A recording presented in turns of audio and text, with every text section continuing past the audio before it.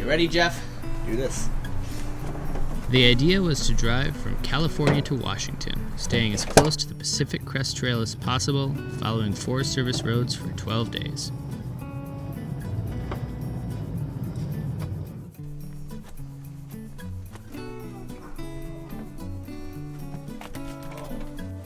How we doing? Good. Just the last few items. Battery here charged? Say again? Is this battery here charged, or should I plug it in when we start going?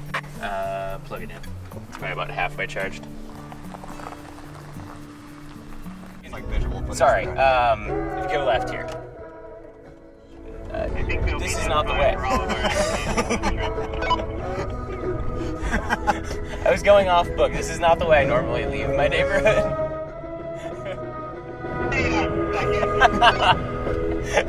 So we are on our way for burritos now, before leaving town. Jeff right here.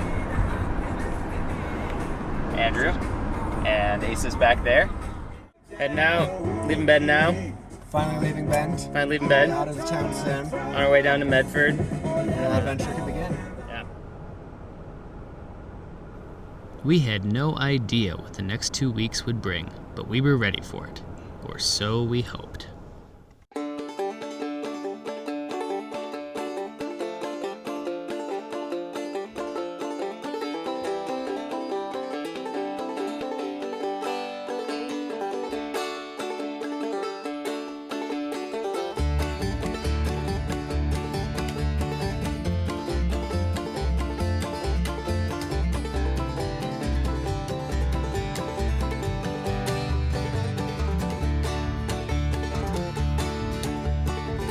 Sitting by the road, looking for a ride home. It was milepost 12, and I was all alone. Sun beating down on the back of my neck. Oh Lord, let me find a peaceful place to rest. I was too far from home. I gotta get back to Oregon. Too far to roam, trying to get back to Oregon.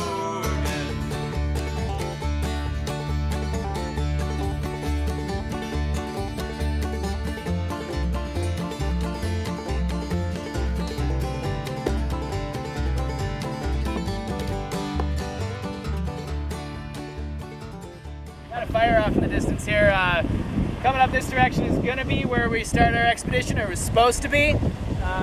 But we have air attack flying around, meaning that they're watching the area. Probably have people on the ground fighting it. It also sounds like there's helicopters and there's tankers dropping fire retardant. So we'll see what happens. Hopefully we can get close. Adventure. Things are going wrong. Yes.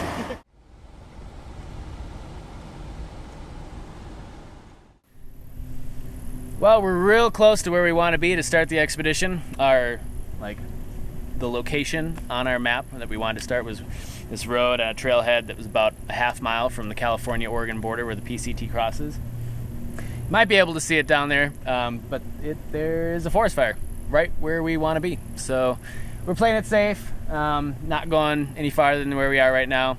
The road we're on actually curves right down into where it is. And it looks like a pretty fresh fire as well, so chances are there aren't any ground resources working it yet.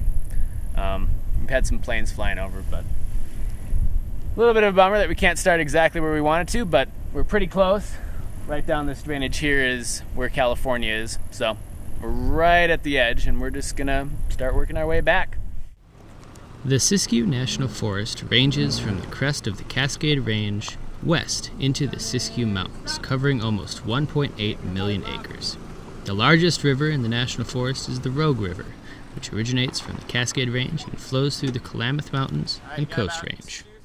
So this is what we're calling mile zero, because the fire is just a little bit too risky to drop down anymore. And we are actually exactly on the California border, so pretty good actually. It's appropriate. Not a bad place to start. Not too far off. Yeah. Not too far off from where we hope to start. So right at as bottom of Oregon as you can possibly get, and we're gonna go all the way to the other side.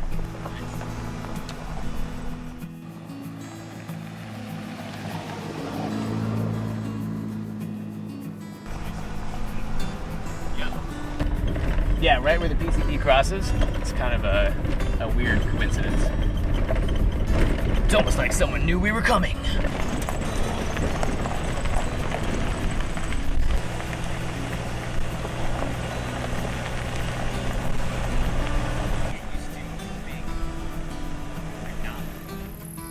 The forest is home to many stands of old growth, including Port Orford cedar and Douglas fir.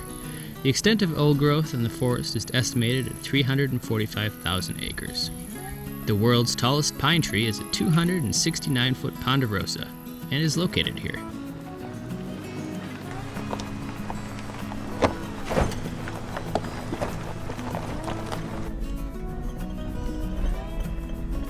Going in the off-road, like going on the forest roads, though, it does definitely eat up the gas a little faster.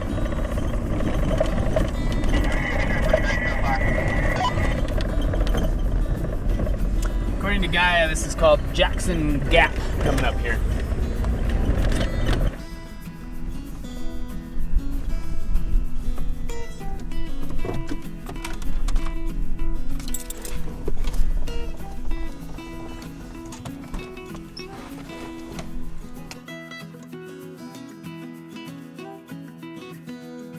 On September 9th, 1942, an airplane dropped bombs on Mount Emily in the Siskiyou National Forest, turned around, and flew back over the Pacific Ocean.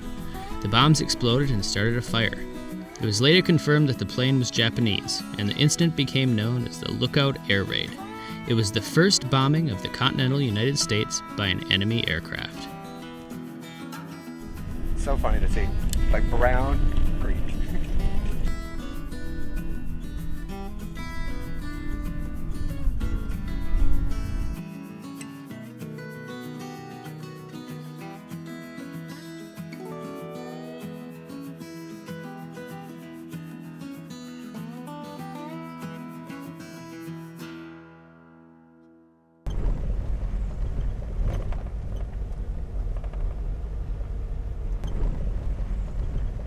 First day we're keeping it relatively short.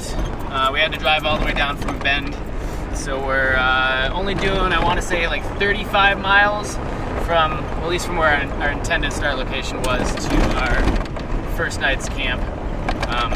Following along on the Siskiyou Scenic Off-Road Highway, they call it up here. It follows pretty close to the Pacific Crest Trail for a little while. Then we're dropping down, we have to cross over I-5.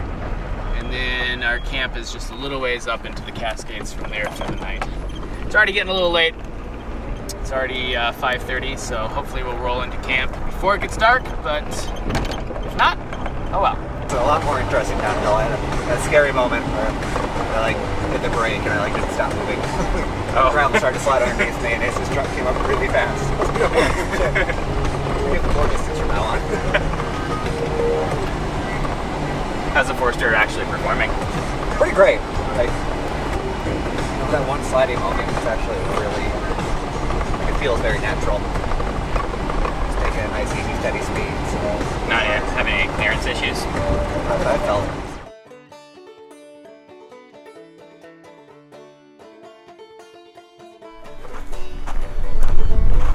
What a gap! Meridian Overlook brings a smorgasbord of outdoor adventures and is one of the best cross-country skiing areas in the Siskiyous. All right, let's make tracks.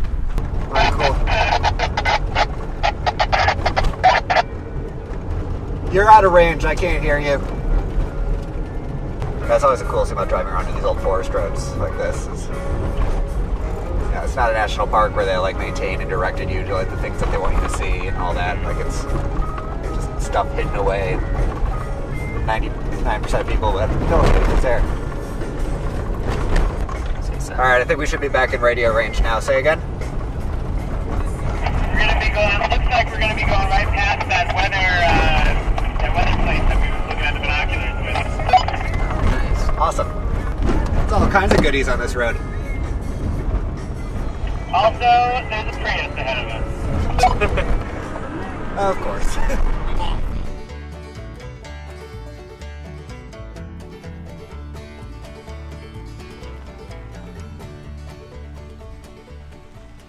So what we got here on our right is what's known as the SS Relief.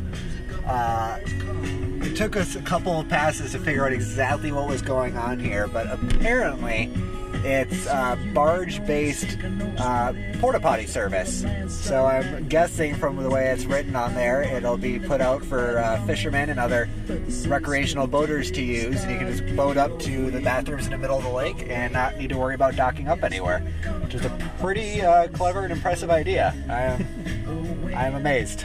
Things you see in Oregon. Rising thousands of feet above the Shasta and Rogue Valleys, Pilot Rock is a prominent volcanic plug located in the western Cascade Range. It has a similar geological history to Devil's Tower in Wyoming and Shiprock in New Mexico. 9 planes have crashed into Pilot Rock since 1942, mainly due to poor visibility. So we were supposed to end up right out here by Porcupine Mountain, which I guess is right out here. It's that thing we saw coming in, the big open area. Mm-hmm. But I'm guessing, based on where we're at in conjunction with this might be a new wilderness area because the roads aren't going through. But I think there's a campsite right there. Just use that. I don't think anybody else is coming up here. I looked at the signs; they don't say no camping. So it's National Forest. Yep. Yeah. The sites is good. Gonna do it? We're also near Soda Mountain Wilderness. That's what this is. Baby, slow down. Just flow like water from the ground.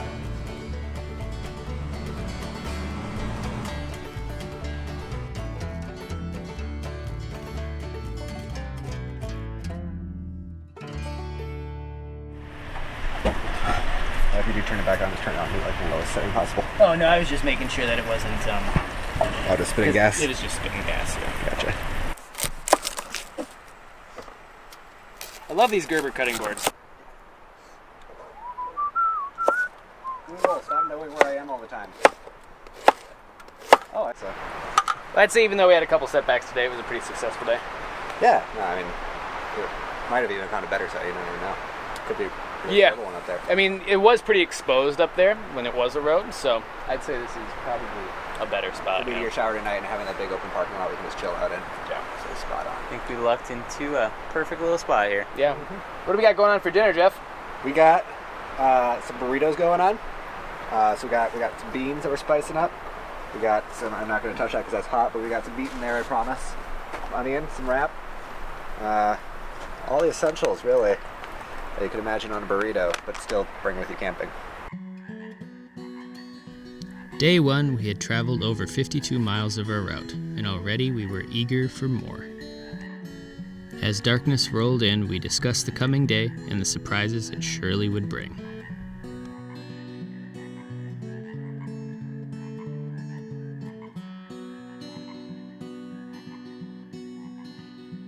Oh, wake up, my dear brother. Why do you sleep so sound? Them people